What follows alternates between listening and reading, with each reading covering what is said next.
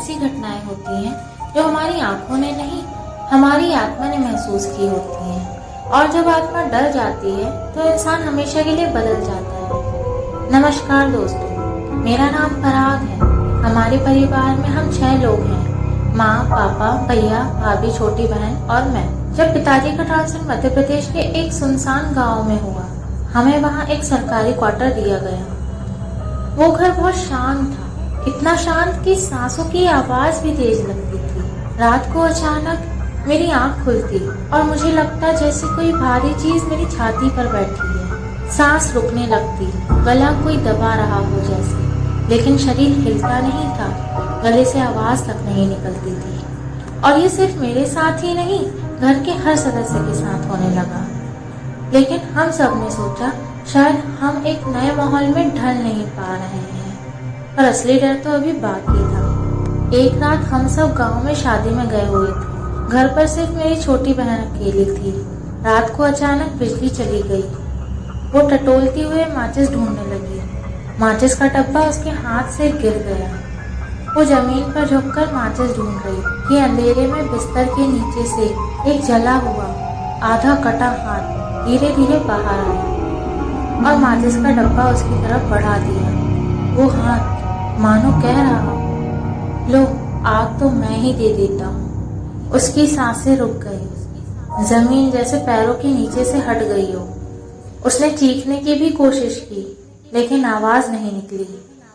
और फिर अचानक वो घर के बाहर भागी और पूरी रात घर के बाहर अंधेरे में बैठी रही। जैसे ही हम सब घर पहुंचे, वो डर से कांपते हुए माँ को गले लगाकर फूट फूट कर रोने लगी और बोली, घर के अंदर कोई है माँ।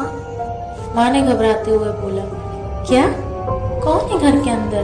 क्या हुआ तुम्हें? और फिर उसने हमें पूरी बात बताई। ये सब सुनकर हमें थोड़ा अजीब लगा और हमने उसको दिलासा दिया और दूसरे ही दिन गांव के पंडित जी से कहकर एक ग्रह शांति पूजा करा ली। कुछ दिन बीत गए। फिर एक रात भाभी को अचानक बाथरूम जाना था। उस समय गांव के घरों में बाथरूम नहीं होते थे, इसलिए भाभी और भाई दोनों साथ बाहर चले गए। रात बहुत काली थी, हवा में ठंडक थी और चारों तरफ गहरा सन्नाटा। भाभी नाली के पास जाकर बैठ गई और भाई दूसरी तरफ मुंह किए खड़े थे। तभी अचानक से पायल और चूड़ियों की खनखन हुई। वो आवाज धीमी मगर साफ थी। जब भैया ने ध्यान से सामने देखा तो सफेद साड़ी पहने एक अजीब सी दिखने वाली औरत अपनी गोद में एक बच्चा लिए, गर्दन टेढ़ी किए, होठों पर अजीब सी मुस्कान लिए उनकी ओर धीरे धीरे बढ़ रही थी। भैया ने ध्यान से देखा तो उसके पांव जमीन को छू भी नहीं रहे थे। भाई का गला सूख गया। उन्होंने फुसफुसाकर कहा, सुमन जल्दी करो, चलो यहाँ से। भाभी ने कहा, क्या हुआ? भाई ने डरते हुए कहा, कुछ मत पूछो, बस भागो। भाई ने भाभी का हाथ पकड़ा और दोनों तेज भागने लगे। भागते हुए भाभी ने पीछे मुड़कर उस औरत को देखा और वो डर से कांपने लगी। दोनों भागते भागते घर पहुंचे। दोनों के चेहरे सफेद हो चुके थे। अगले ही दिन भैया और भाभी ने बिना किसी को बताए एक सिद्ध तांत्रिक बाबा को घर बुलाया। बाबा घर के अंदर आने लगे, पर अचानक उन्होंने अपना पैर वापस घर के बाहर खींच लिया।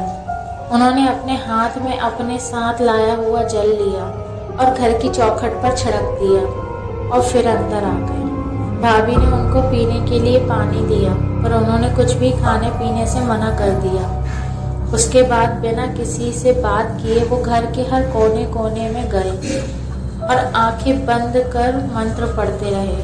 कुछ देर बाद उन्होंने बताया, वर्षों पहले इस घर में एक आदमी अपनी पत्नी, बच्चे, माता पिता के साथ रहा करता था। उसको अपनी पत्नी पसंद नहीं थी। एक रात जब घर पर सब सो रहे थे, तब उसने अपनी पत्नी का गला दबाकर उसकी हत्या कर दी। उसका बच्चा उठकर रोने लगा। तभी उसने अपने छोटे बच्चे का मुंह जोर से बंद कर दिया। अनजाने में उसने अपने बच्चे को भी खत्म कर दिया। उसने उन दोनों के शव को घर पर ही दफनाना शुरू कर दिया। तभी उसके माता पिता ने उसे यह सब करते देख लिया, तो उसने डर के कारण उनको भी मारकर घर पर ही दफन कर दिया। जब उसे होश आया तब वो पागलों की तरह रोने लगा। और इसी घर में उसने खुद को फांसी लगाकर खुदकुशी कर ली। उन सबकी आत्मा आज भी इस घर में भटक रही है और रात को तुम सब लोगों का गला दबाकर मारने की कोशिश करती है, क्योंकि वो चाहते हैं कि इस घर में जो भी रहे वो उसी तरह तड़प तड़प कर मरे। इस घर को छोड़कर जाने में ही सबकी भलाई है। हमने कुछ दिनों बाद घर छोड़ दिया। हमने सिर्फ घर छोड़ा, लेकिन वो रातें, वो साए आज भी हमारे अंदर हैं। ये थी पराग और उसके परिवार की सच्ची घटना। अगर आपके साथ भी ऐसा कुछ हुआ है तो आप मुझे मेरी ईमेल आईडी पर अपने साथ घटा कोई भी कहानी या किस्सा भेज सकते हैं। अगर आपको ये कहानी पसंद आई हो तो इस चैनल को लाइक, सब्सक्राइब और शेयर करना ना भूलें। मैं मिलूंगी अगली कहानी के साथ, तब तक याद रखना, डर हमेशा अंधेरे में नहीं होता, कई बार वो हमारे पीछे खड़ा होता है।